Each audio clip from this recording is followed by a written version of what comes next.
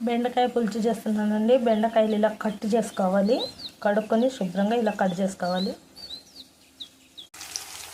కడాయిలో కరివేపాకు, టమాటాలు, వెల్లుల్లిపాయ, పచ్చిమిరపకాయలు వేసి చక్కగా వేయించాలి కొద్దిగా.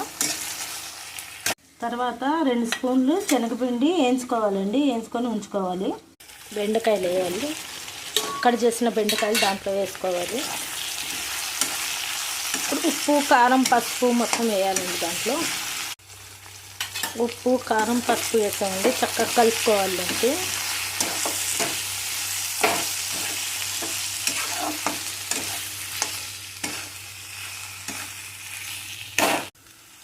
వేయించిన శనగపిండి కూడా వేసేయాలండి. దాంట్లో కొద్దిగా నీళ్ళు వేయాలండి. దాంట్లో కొద్దిగా నీళ్లు పోసి మరగనివ్వాలి.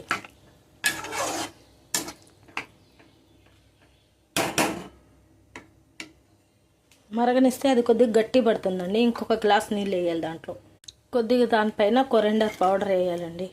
ఇప్పుడు చక్కగా మరగనివ్వాలి. దానికి మూత పెట్టేసేయాలి. బెండకాయ పులుసు రెడీ.